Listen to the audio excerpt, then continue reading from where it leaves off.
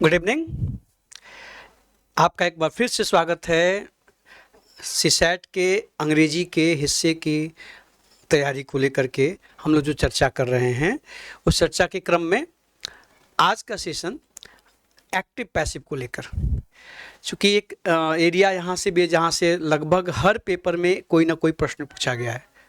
एक क्वेश्चन तो है ही एक्टिव पैसिव से, तो थोड़ा सा आज हम लोग एक्टिव पैसिव के बेसिक्स की बात कर लें और सवाल कैसे पूछे जाएंगे, एक्टिव पैसिव होता क्या है, इसकी चर्चा आज कर लेते हैं। ठीक है, आइए, स्वागत है आपका एक बार फिर से। मैं संजीव तिवारी आपका स्वागत करता हूं इंस्पायर हब के इस मंच पर।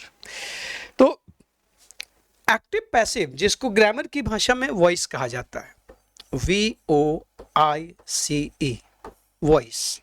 ठीक है, वॉइस जिसको आप हिंदी के पर्चे में भी शायद पढ़ें, हिंदी के पर्चे में इसको आप वाच्य कहते हैं। तो वॉइस आवाज से सेंस है, मतलब बातचीत करते समय।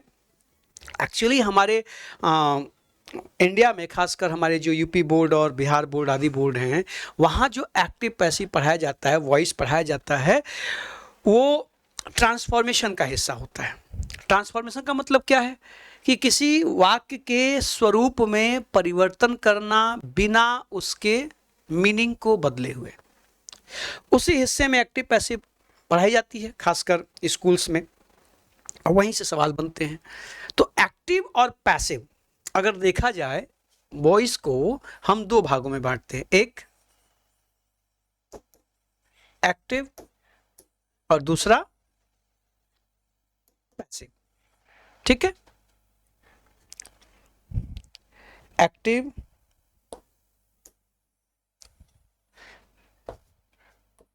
पैसिव। अब आपको पता है हिंदी में इसको आप कहते हैं कर्तृवाच्य, इसको आप कहते हैं कर्मवाच्य। चूंकि हिंदी भी आपको पढ़ना है, इसलिए यहां पर आप कनेक्ट करने में आसानी महसूस करेंगे। तो ये है क्या भाई, जब कोई कार्य हो रहा है उसमें आप कर्ता को डोमिनेंट करते हैं तो वो एक्टिव होता है, और जब वहां पे कर्म डोमिनेंट हो जाता है तो पैसिव होता है। जैसे मैं पढ़ता हूं, एक्टिव है, मुझे पढ़ाया जाता है, पैसिव है। अगर मैं एक सेंटेंस लूं अंग्रेजी में कि आई रीड, मैं पढ़ता हूं, एक्टिव है, और फिर इसी को मैं कह दूं कि आई एम टॉट, मुझे पढ़ाया जाता है, पैसिव है। और मैं जानबूझ के एग्जांपल दे रहा हूं, बेटा ध्यान रखिएगा, क्योंकि एक्टिव से पैसिव में अभी मैं ये कह रहा हूं कि पैसिव होता क्या है, एक्टिव होता क्या है। तो जब आप वहां पे कर्ता कार्य को स्वयं करे, वहां पे कर्ता ही प्रधान हो, जैसे को मैं पढ़ता हूं, ठीक, अर्थात किताब लेके मैं पढ़ रहा हूं, एक्टिव मैं खुद कार्य कर रहा हूं। मुझे पढ़ाया जाता है, पढ़ मैं भी अभी मैं ही रहा हूं, but now there is an instructor before me, like I am teaching you. I am teaching you means you are taught, आपको पढ़ाया जा रहा है, मैं पढ़ा रहा हूं, तो मैं जो कार्य कर रहा हूं वो एक्टिव में है। और आप घर बैठे जब इस सेशन को देखेंगे तो आप उसको पैसिव में करें, मैं पढ़ा रहा हूं, आप पढ़ रहे हैं, तो आपको पढ़ाया जाता है, मैं पढ़ाता हूं। तो ध्यान से देखिए, पहले तो आपके एग्जाम में उस एक पर्टिकुलर सेंटेंस को एक्टिव से पैसिव में बदलने के लिए पूछा जाएगा। एक बात हो गई। मैं भी आपको क्या जस्टिफाई कर रहा हूं कि कोई सेंटेंस एक्टिव में है कि पैसिव में, कैसे जानोगे। देखो मैंने यहाँ पे ऑब्जेक्ट नहीं रखा है, आपको ये भी एक सिखा दिया जाता है कि वहाँ सब्जेक्ट होगा, ऑब्जेक्ट होगा, चेंज कर दो, ये कर दो, सारी बातें आएंगी, लेकिन बेसिकली बात समझो। एक्टिव का मतलब जहाँ पे सब्जेक्ट एक्शन को खुद करता है, पैसिव का मतलब जहाँ सब्जेक्ट से कोई कार्य करवाया जाता है, करता वही है। तो देखो आई रीड, कोई इतना ही दे दे कि इसका एक्टिव, इसको पैसिव बनाओ, तो आई रीड मतलब मैं पढ़ता हूँ। अब आपके दिमाग में एक और बात है कि उसी वर्ब का पैसिव बने, जरूरी नहीं है, सेंस का भी पैसिव बन सकता है। मैंने यहाँ पे सेंस का पैसिव बनाया है कि मैं पढ़ता हूँ, आई रीड, मुझे पढ़ाया जाता है, आई एम टॉट, ये सेंस का पैसिव है, यहाँ वर्ब का पैसिव नहीं बना है। तो पैसिव है क्या, यहाँ पे ध्यान दीजिए। आज के बाद कोई आपसे पूछे, बेसिक बात समझो, इस एक बेसिक बात से आप सारे प्रश्नों, मैक्सिमम प्रश्नों का पैसिव पकड़ लोगे। तो कोई पूछे कि व्हाट इज पैसिव, और एक बात और, एग्जाम में या तो आपको पैसिव देगा, कहेगा एक्टिव में इसका एक्टिव चुन लो, या तो एक्टिव देगा कहेगा इसका पैसिव चुन लो, दोनों सवाल बन सकते हैं। तो कोई सेंटेंस एक्टिव में है उसको पैसिव में ले जाना है।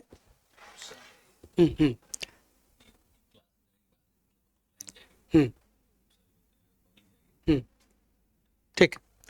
तो पैसिव का मतलब क्या है? पैसिव का मतलब है बी प्लस वर्ब की थर्ड फॉर्म। यही बात समझ लीजिए।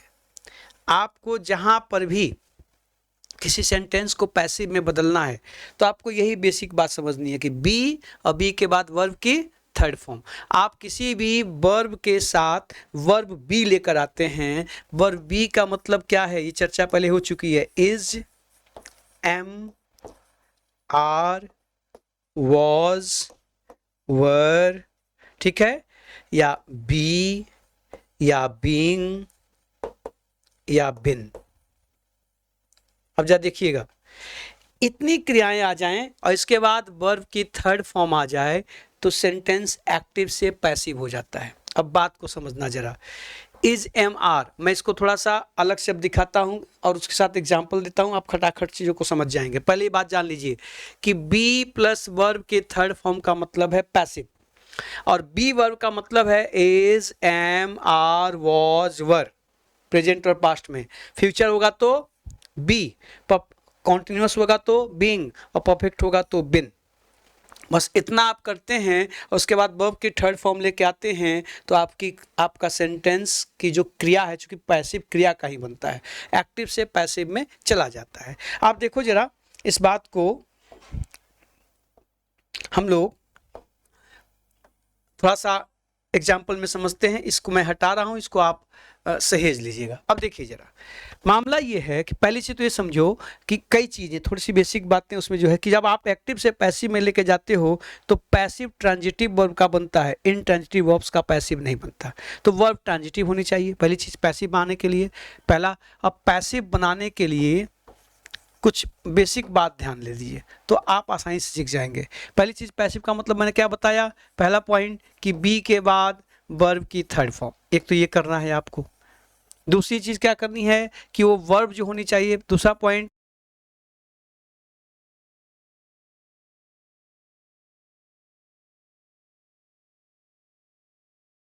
क्या होती है इसमें कि टेंस के अनुसार हम क्रियाओं का प्रयोग करते हैं। आपको टेंस का ध्यान रखना है ना कि किस टेंस में सेंटेंस है, उसी टेंस का ना, टेंस के अनुसार परिवर्तन, ठीक है। और जब टेंस के अनुसार परिवर्तन हम करते हैं तो ध्यान रखिएगा कि सिर्फ 8 का बनता है, 8 टेंसेज का बनता है, 4 का नहीं बनता। मतलब फ्यूचर कॉन्टिन्यूअस और परफेक्ट के तीनों कॉन्टिन्यूअस, मतलब present perfect continuous, future perfect continuous, past perfect continuous और फ्यूचर कॉन्टिन्यूअस, इन 4 का पैसिव नहीं बनता, बाकी 8 का बनता है। जो टेंस, 3 टेंस के 4 एस्पेक्ट होते हैं, कुल 12 होते हैं ना, तो 12 में future continuous, present perfect continuous, past perfect continuous और फ्यूचर परफेक्ट कॉन्टिन्यूअस जिसमें हैव बीन, हैज बीन लगा हो, उसका पैसिव नहीं बनता। और विल बी, शैल बी का पैसिव भी नहीं बनता, बाकी का बनता है।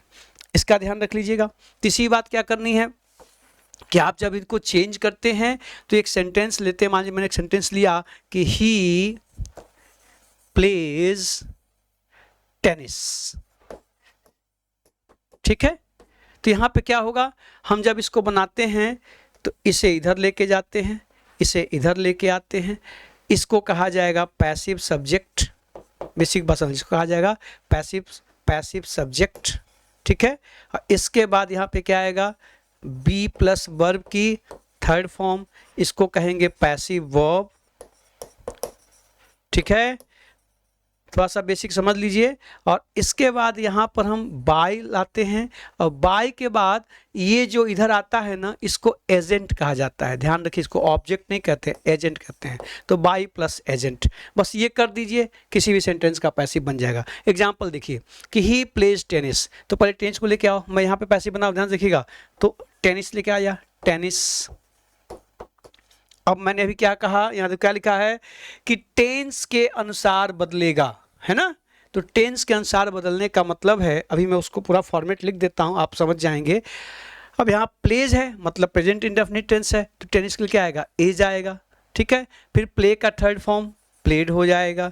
इसके बाद क्या लेके आएंगे, बाय लेके आएंगे, और इसके बाद ही का ऑब्जेक्ट क्या हो जाएगा, यही पे लिख लो हिम हो जाएगा, ठीक है।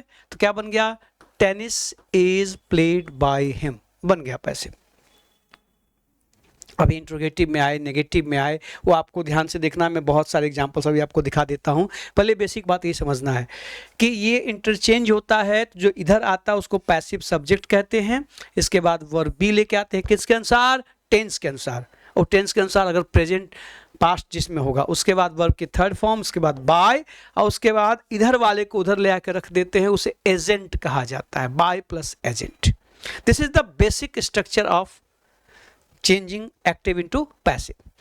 आइए जैसा इसको एक बार देख लीजिए कि टेंसेज में आप कैसे कन्वर्ट करेंगे छोटे छोटे फॉर्मूले पर।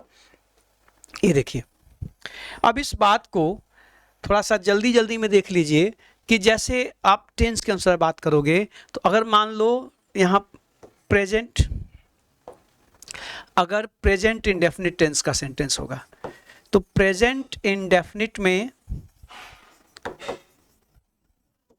हम क्या करते हैं, मैंने कहा ना कि बी प्लस वर्ब की थर्ड फॉर्म, तो प्रेजेंट इंडेफिनिट में बी वर्ब में क्या आएगा, तो इज आएगा, एम आएगा, आर आएगा, ठीक है।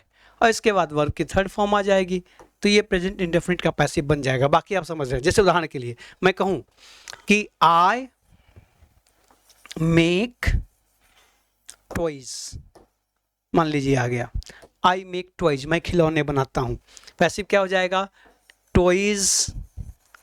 अब ठीक है, प्लुरल हो गया टॉयज, तो आर आएगा ना, इतना तो आप समझ ही रहे हैं, सिंगुलर में आर, तो यहाँ पे क्या होगा, आर मेक का थर्ड फॉर्म मेड बाय मी, हो गया पैसिव, ठीक है। एक चीज ध्यान रखिएगा, अब ये इंट्रोगेटिव नेगेटिव हो सकता है। मान लो इसी में आ जाए कि डज मोहन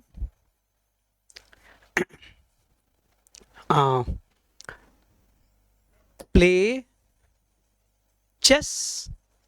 अब मान लीजिए इंट्रोगेटिव आ गया, कुछ नहीं करना है। अब भाई प्रश्नवाचक है, तो प्रश्नवाचक वाक्यों में वर्ब पहले आती है। अब यहाँ डज है, प्रश्नवाचक है। अब पहले ये देखो कि आप इसको चेंज करोगे तो क्या करोगे, तो चेस इधर आएगा ना, तो चेस सिंगुलर है ना, थर्ड पर्सन सिंगुलर है ना, इज आएगा, तो पहले यहाँ डज को हटा के इज लिख दो। इसके बाद चेस को लेके आओ, इज चेस। अब वर्ब की थर्ड फॉर्म प्ले, तो प्ले का क्या हो जाएगा, प्लेट। इसके बाद बाय लेके आओ, फिर एजेंट को लेके आओ, मोहन, हो गया, बन गया passive. Is chess played by Mohan. Option में देखिएगा ध्यान से, इंट्रोगेटिव हो नेगेटिव हो जैसे हो, तो प्रेजेंट के वाक्यों को करने के लिए, ठीक है आपको। अच्छा, इसमें जो WH वाले वर्ड होते हैं, ज़्यादा परेशान आप वहीं होते हैं, हु पे, वाट पे, व्हेन पे, उसको हम लोग इकट्ठे एक बार में देख लेंगे। पहले इसको देखिए ध्यान से, एक आध वीडियो तो इस पर बनाना ही पड़ेगा ना। तो ये जो है प्रेजेंट इंडेफिनिट के वाक्यों का पैसिव होगा, ऐसे ही आप सोचेंगे। टेंस के पहले सिंपल सा है, या तो ईज आएगा, तो एम आएगा, तो यार आएगा, ये देख लीजिएगा। इंटरचेंज करिएगा, थर्ड फॉर्म रखिएगा, बाय रखिएगा, चेंज कर दीजिएगा। मान लीजिए इसकी जगह पास्ट इंडेफिनिट आ जाए, तो पास्ट इंडेफिनिट में क्या करोगे, तो पास्ट इंडेफिनिट में मान लीजिए सवाल पूछ दिया, ठीक है, पास्ट इंडेफिनिट का सवाल पूछ दिया उसने। क्या पूछा कि अब सीधे मैं देखिए, अब इंट्रोगेटिव वो जो भी मान आ गया कि did he send you a present, मान लो सेंटेंस आ गया, did he send you a present, कहे कि इसका पैसिव बनाओ। अब देखो, तो पास्ट इंडेफिनिट में बच्चा लोग क्या होगा, बी वर्ब के रूप में क्या आएगा, या तो वॉज आएगा या तो वर आएगा। अब आपको तय करना है, वहां डिड होगा या वर्ब की सेकंड फॉर्म होगी, तो सेकंड फॉर्म को आप वाज या वर में लेके आएंगे, और वॉज होगा कि वर होगा कैसे तय होगा, जो आप चेंज करोगे तो जो पहले आएगा जो पैसिव सब्जेक्ट वो सिंगुलर होगा तो सिंगुलर वर्ब, प्लूरल होगा तो प्लूरल वर्ब। अब इसको आप चेंज करो तो ये अप्रेजेंट उपहार ये इधर आएगा ना, तो अप्रेजेंट सिंगुलर है ना, तो डिड किसमें बदल जाएगा, वॉज में। इसके बाद प्रेजेंट ना। अब सेंड का थर्ड फॉर्म सेंट ना, यू। अच्छा यहां पे ध्यान रखना, ऑप्शन को ध्यान से देख लेना, इसमें चूंकि दो ऑब्जेक्ट है, यू भी है और प्रेजेंट भी है, हम दोनों से पैसिव बना सकते हैं। अगर जो ये पर्सन वाला होता है ना, इसको कहा जाता है इनडायरेक्ट ऑब्जेक्ट और इसको कहा जाता है डायरेक्ट ऑब्जेक्ट। तो अगर आप डायरेक्ट ऑब्जेक्ट से पैसिव बनाओगे तो फिर यहां पर इस वर्ब के बाद टू ऑप्शनल है, टू आ भी सकता है नहीं भी, टू यू बाय हिम। या ध्यान से देखो, अब ऑप्शन ध्यान से देखिएगा, ऑप्शन में ये दोनों हो सकते हैं। मुझे अच्छे से याद है 2013 में जब पहली बार सीसैट लागू हुआ था तो वहाँ एक एक्टिव पैसिव ऐसे ही आया था और उसमें उसने दोनों ऑप्शंस दे दिए थे, ठीक है, डायरेक्ट ऑब्जेक्ट वाला भी इनडायरेक्ट ऑब्जेक्ट वाला भी। लोगों ने कहा कि ये गड़बड़ है, दावा किया कि इसमें दो आंसर सही हैं, नहीं दोनों आंसर सही तो थे, लेकिन एक चीज ध्यान रखना कि अगर दो ऑब्जेक्ट हैं और दोनों से पैसिव बना के ऑप्शन दे दिया तो भाषा कहती है कि जो इनडायरेक्ट ऑब्जेक्ट होता है ना वो अक्सर कोई पर्सन होता है, अमूमन, हमेशा नहीं, बट 10 में से 9 बार ऐसा होगा, 100 में से 99 बार, बल्कि 99.99 बार ऐसा होगा कि वो पर्सन होगा। तो हमेशा, और things are made for person even by God and the nature too. तो अगर वहां पर्सन और थिंग दोनों है तो प्रायोरिटी पर्सन को देना है। सो if we have two objects, that is monotransitive verb, the passive by indirect object is considered better. So if you have both the options, go for the indirect object. अगर दोनों option नहीं है, एक ही option है, if there is only one option then both can be correct. मैं पहले दोनों चेंज करके आपको दिखाता हूं और फिर बताता हूं। 2013 का सीसैट का पेपर खोलिएगा जो पहली बार हुआ था यूपीपीसीएस का, उसमें ऐसे ही एक सवाल दे दिया था और दोनों ऑप्शन दे दिए थे, आंसर एक सही था, लोग उसको कोर्ट गए, नहीं माना गया क्योंकि गलत था वो। सीधी बात है कि इनडायरेक्ट ऑब्जेक्ट वाला ही सही माना जाएगा। ये देखो जरा कि वॉज अ प्रेजेंट सेंट। अब यहाँ पर ये जो टू है ना, ये ऑप्शन देख लेना बेटा जी लोग, ये डिपेंड करता है, यहाँ पे टू आ भी सकता है नहीं भी, इट इज ऑप्शनल, ठीक है। जो चॉइस चुनेगा आयोग उसको देख लीजिएगा कि was a present sent you या टू यू बाय हिम। एक तो ये इसका पैसिव बनेगा। दूसरा, आप प्रेजेंट की जगह इस यू को भी सब्जेक्ट बना सकते हैं। देखो मैंने कहा ना कि डिपेंड करेगा वो आज वर्ग क्या आएगा। ईश्वर की कृपा से ऐसा सेंटेंस दिमाग में आया कि दोनों यही साबित हो जा रहा है। अब देखो, अगर मैं यू को आगे लेकर आऊं तो क्या हो जाएगा कि वर यू ना सेंट अ प्रेजेंट। अब यहां पर कोई टेंशन नहीं है टू का ना, were you sent a present by him. अब ये दोनों के दोनों पैसिव साहब करेक्ट हैं, दोनों करेक्ट हैं, लेकिन इसमें से अगर ये दोनों ऑप्शन दे के कहे कि आंसर चुनिए तो दिस वन इज बेटर, ये प्रेफरेबल है, दिस इज प्रेफरेबल, इसको आप प्रिफर करिएगा ये वाले को, ठीक है। अगर कोई एक है तो दोनों में से कोई एक सही है, भी करेक्ट है, भी करेक्ट है। ये प्रेफर करने वाली बात कब आएगी, जब ये दोनों इस तरह के ऑप्शंस एग्जाम में आ गए हों। तो उसको ही मत समझना है कि आयोग ने गलती से दे दिया है, दोनों सही है। वो आपके यहाँ पर नॉलेज के साथ साथ आपके प्रेजेंस ऑफ माइंड, आपके थिंकिंग, आपके लॉजिकल एनालिटिकल पावर को भी जांच रहा है, और सीसैट का काम ही यही है, ठीक है। तो इस तरह से आप पास्ट इंडेफिनिट के वाक्यों को भी बना लीजिएगा। अभी मैं जानबूझ के सिंगल इंट्रोगेटिव के ही एग्जाम्पल्स दे रहा हूँ, डबल इंट्रोगेटिव हम लोग एक साथ कर लेंगे, वो थोड़ा सा है मामला, और जाहिर सी बात है हम लोग जल्दी में हैं, बीच में मैं थोड़ा सा होता है चीज़ें जो है, तो क्या कहा जाए उसके लिए। अब ये कि सिलेबस जो है वो, हाँ ये जो सिलेबस है ना कि वो किसी शख्स ने कहा नहीं, कुछ तो मजबूरियां रही होंगी, यूं ही कोई शख्स बेवफा नहीं होता, तो हैं अब क्या कहा जाए। अब वादा करके टूट जाता है तो इसीलिए कहा जाता है ना, वो गाना था ना कि मिलने की तुम कोशिश करना, वादा कभी ना करना, वादा तो टूट जाता है। तो हम लोग उसको कहते हैं कि करने की तुम कोशिश करना, वादा कभी ना करना। है। ठीक है, जीवन के कुछ आपाधापी हैं, इसी में थोड़ा एडजस्ट करिएगा। और बाकी ये जाने के बाद लगे कि चीज़ें तो ठीक ठाक जा रही हैं, बस कंसिस्टेंसी वाली बात, तो हम लोग इतने इनकंसिस्टेंट भी नहीं हैं। मैंने कहा ना बस एक ही चीज़ की कुछ तो मजबूरियाँ रही होंगी, तो वो जो भी हैं, और कुछ मजबूरियाँ शेयरेबल होती हैं, कुछ अनशेयरेबल होती हैं, आप समझ रहे हो। बुद्धिमान लोग हो, साहब बनने वाले हो। देखो जरा, अब ये समझ में आ गया कि इस तरह से पास्ट का होगा। अब इस पास्ट की जगह मान लो फ्यूचर का सेंटेंस आ जाए, तो कुछ नहीं करना है। फ्यूचर में क्या आएगा, तो फ्यूचर में विल और शैल आएगा। जैसे विल शैल आएगा तो विल शैल के साथ आप बी का प्रयोग कर लेंगे। ये देखो, अब इसमें क्या आ जाए, जैसे आ जाए कि दे विल बिल्ड, बिल्ड नहीं, बिल्ड ना, they will build a new house. देखिए, वे लोग एक नया घर बनाएंगे। अब देखो विल आ गया, तो फ्यूचर में क्या होगा, फ्यूचर में विल शैल पहले से होगा। मैं यहां लिख दे रहा हूं, फ्यूचर के वाक्यों को कैसे पहचानोगे, बस आप वर्ब पहचान लो, वर्ब का ही पैसिव बनता है। तो यहां विल और शैल पहले से मौजूद होगा साहब। शैल आउट ऑफ मार्केट है, आपको पता ही है, रेयरली दिखता है, बहुत फॉर्मल इंग्लिश में। और इसके बाद आप क्या करोगे, बी लेके आओगे, और इस बी के बाद वर्ब की थर्ड फॉर्म लेके आओगे, हो गया पैसिव, बन गया। देखो, आप कोशिश करो मेरे साथ, आप लोग भी मेरे से पहले करने की कोशिश करना, जब जाएगा सेशन तो आप तो और सोचते चलना। देखो कि they will build a new house, तो अब चेंज करो, उसको इधर लेके आओ, क्या हो जाएगा, अ न्यू हाउस।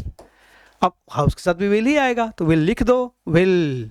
इसके बाद बी। अब ये ध्यान रखना कि वर्ब की, मैंने शुरू के सेशन में कहा था कि वर्ब की फॉर्म आपको पता होनी चाहिए।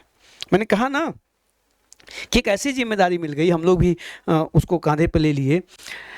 ईमानदारी से देखा जाए, ईमानदारी से, वो भी पूरी ईमानदारी से नहीं, खाली ईमानदारी से अगर देखा जाए तो अंग्रेजी का आपका जो इंग्लिश का सिलेबस है, एटलीस्ट 25-30 घंटे तो मांगते हैं, तब सारे एरियाज को हम लोग टच करके कुछ चीज़ों को दे सकते हैं।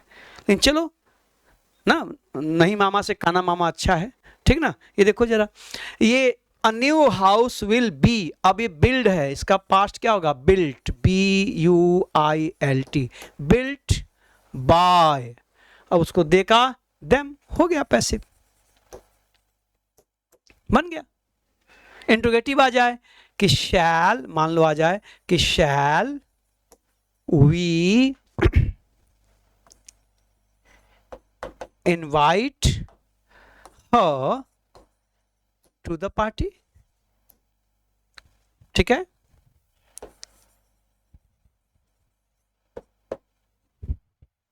अब ये क्वेश्चन आ जाए कि shall we invite her to the party,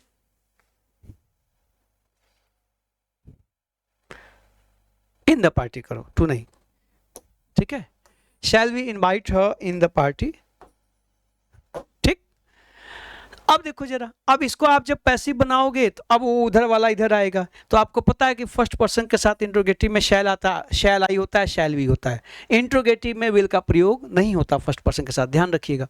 I will ठीक है, वी विल ठीक है, बट विल आई, ये बहुत ही ज़्यादा, मतलब ये पूरा कॉकटेल इंग्लिश हो जाती है। आजकल लोग यूज़ कर रहे हैं ये कन्वर्सेशनल लैंग्वेज में, ध्यान नहीं देते हैं। विल आई, विल वी, इससे गंदा वाक्य नहीं हो सकता। आप फॉर्मल इंग्लिश पढ़ रहे हैं क्योंकि आप एग्जाम देना है।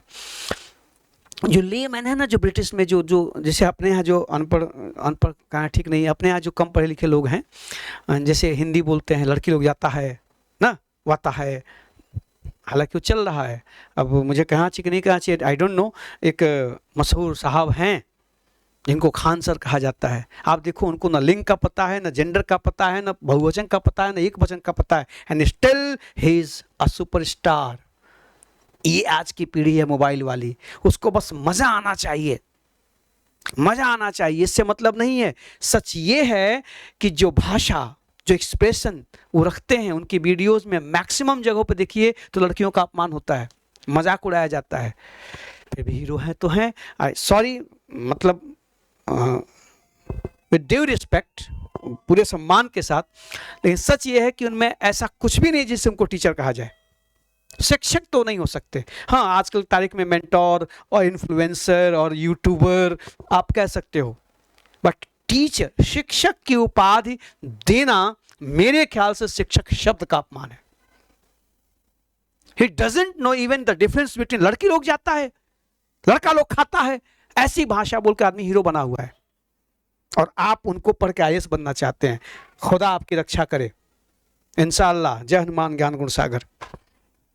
देखिएगा इस देश में जो जो हो रहा है ना, और ऐसे लोग खड़े होकर जब हिट हो जाते हैं, जब मिलियंस में जाते हैं, तो सीधे प्रधानमंत्री को करी आते हैं। भी कमाल की बात है।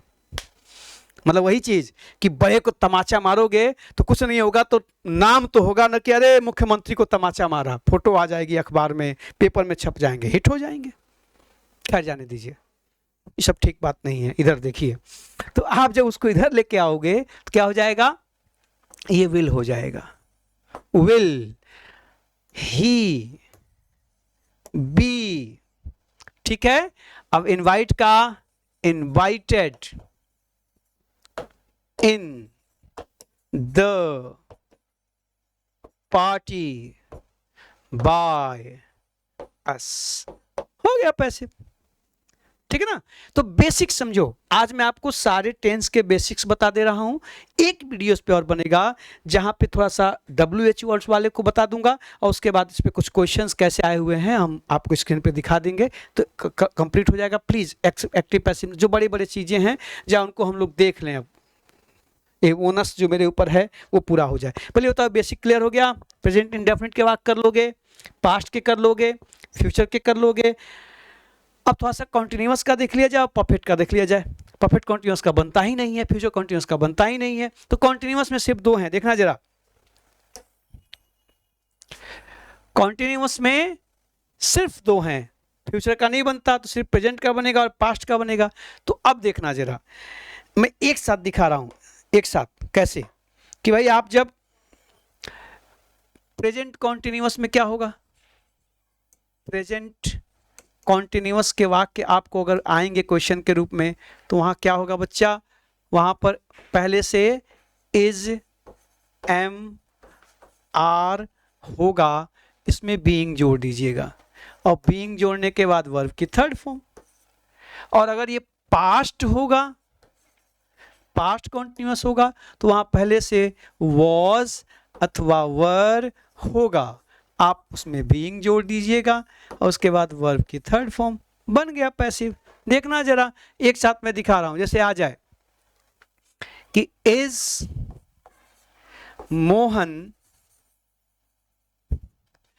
Teaching the children, is Mohan teaching the children. अब देखो जरा, अब उसको इधर ले आइए, जैसे ही चिल्ड्रन को इधर लेके आओगे बेटा जी लोग, तो इज का आर हो जाएगा ना, तो कर दो आर, क्योंकि प्लूरल होगा तो प्लूरल, आर द चिल्ड्रन। अब क्या कहा मैंने कि बीइंग लेके आना है, तो यहां लेके आओ बीइंग। अब वर्ब की थर्ड फॉर्म, टीचिंग का टॉट बाय मोहन। आज मोहन पकड़ा गए हैं, बार बार ही आ रहे हैं, संभालिएगा। ठीक है। अगर आ जाए, अब एक पास्ट का ले लो कि ही वॉज कुकिंग फूड, वह खाना पका रहा था। पैसिव क्या हो जाएगा, फूड को उधर लेके आओ, तो फूड वॉज, अपने उससे क्या जोड़ोगे, बीइंग, कुक का कुक्ड बाय हिम, हो गया पैसिव। देखो जरा, ये प्रेजेंट कॉन्टिन्यूअस का, ये पास्ट कॉन्टिन्यूअस का, करना कुछ नहीं है। फिर वही ध्यान रखना है कि जब आप इंटरचेंज करोगे तो सब्जेक्ट के नंबर पर्सन को देखिएगा, सिंगुलर होगा तो प्रेजेंट में इज, एम, आर, प्लूरल होगा तो वाज, वर, उसके बाद अपनी ओर से बीइंग, बीइंग के बाद बाकी चीजें, तो कॉन्टिन्यूअस का पैसिव बन जाएगा। ठीक है। संभालिएगा, कॉन्सेप्ट ले लीजिए, क्वेश्चन करना शुरू करिए, और जहां पर परेशानी होती है तो हम लोग हैं, जिंदा हैं, आप अपने प्रॉब्लम रखिए, सबका निवारण हो जाएगा। अब देखो जरा, अब फ्यूचर कॉन्टिन्यूअस का बनता नहीं है, तो बचा कौन सा, अब परफेक्ट टेंसेस का। प्रेजेंट और पास्ट एक साथ देखना जरा, प्रेजेंट परफेक्ट में क्या होता है, आप जब प्रेजेंट परफेक्ट लेते हो तो प्रेजेंट परफेक्ट में क्या होता है साहब, तो प्रेजेंट परफेक्ट में पहले से हैव या हैज होगा, इसके बाद बिन को रख दो और इसके बाद वर्ब की थर्ड फॉर्म को रख दो, तो प्रेजेंट परफेक्ट का पैसिव बन जाएगा। और अगर पास्ट परफेक्ट होगा तो पास्ट परफेक्ट में क्या होगा, हैड पहले से मौजूद होगा, हैड के बाद बिन रख दो और इस बिन के बाद वर्ब की थर्ड फॉर्म रख दो, बन गया पैसिव। बाकी उल्टा पुल्टा करना आप समझ रहे हैं, जैसे अगर आ जाए कि he has completed the work, कहे कि इसका पैसिव बनाओ, तो ले आओ इधर पहले, तो क्या हो जाएगा, the work has been completed by him, हो गया पैसिव। ठीक है, इजली अगर प्रश्नवाचक आ जाए कि रमेश हैड, पास्ट परफेक्ट का होगा तो Ramesh had taken food before 9 o'clock, क्या हो जाएगा, food had been taken by Ramesh before, आगे उतार दीजिएगा, हो गया पैसिव।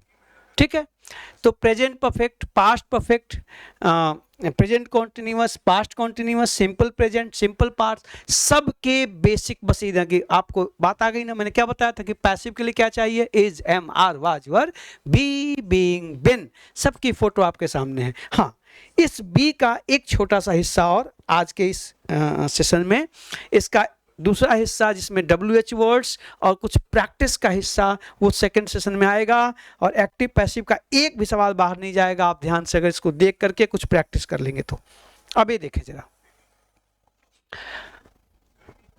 अब कभी कभी क्या होता है कि मॉडल ऑक्सिलरीज के सवाल आते हैं। जैसे अगर मॉडल समझ है ना, क्या, कैन, कुड, मे, माइट, ठीक है, या मस्ट, ठीक है, यूज टू, एटसेट्रा, आप समझ रहे हैं, सारी मॉडल वर्ब को ऐसे ही करिएगा, एटसेट्रा। अगर ये आ जाएं तो इनके बाद अपनी ओर से जोड़ देना बी, बी के बाद वर्ब के थर्ड फॉर्म, बन गया passive.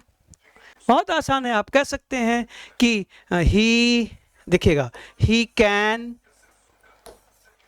Teach us, he can teach us, तो पैसिव क्या हो जाएगा, we can be taught, देखो कैन के बाद बी आया, पास्ट आ गया, taught by him। ये देखिए, आप कह सकते हैं क्या कि ये मस्ट है, मस्टेड मत करिएगा ये,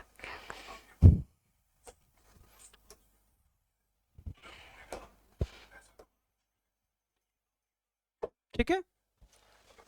अब आ जाए जैसे कि ही यूज टू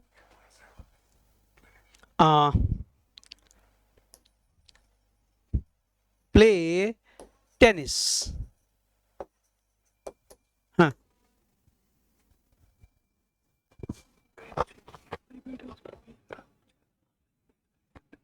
अच्छा, हाँ, ठीक है। अब देखा जा कि ही यूज टू प्ले टेनिस, अब इसको प्रेजेंट क्या हो जाएगा कि टेनिस, ठीक है। अब इसको जो है, अब यहां पर देखिए बी रखे, tennis used to be played, हो गया पैसिव, ठीक है। बाय आग लगा लीजिएगा। तो इस तरह से जो बेसिक स्ट्रक्चर है, जो बेसिक कॉन्सेप्ट है, यही है एक्टिव पैसिव का। इसमें थोड़ा सा प्रॉब्लम, दो चीज़ें हैं, एक तो WH वाले वो से बनाना हो, वाई से बनाना हो, व्हाट से बनाना हो, व्हेन से बनाना हो, तो कैसे बनाएंगे, ये एक हिस्सा बचा है। दूसरा इंपरेटिव सेंटेंस, लेट वाले वाक्य, आज्ञा वाले वाक्य। मैं समझ रहा हूँ आप बेचैन होंगे इसको, सर जी वो अक्सर आते हैं लेट से बनाने वाले ना।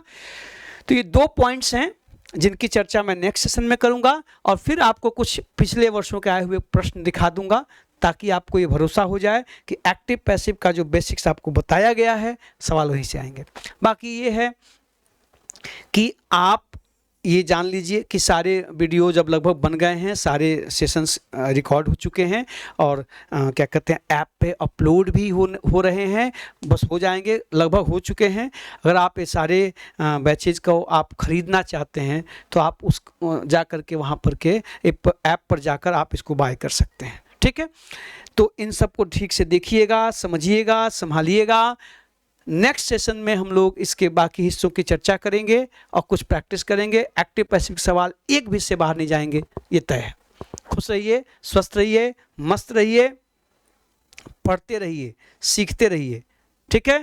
Thank you, have a nice day.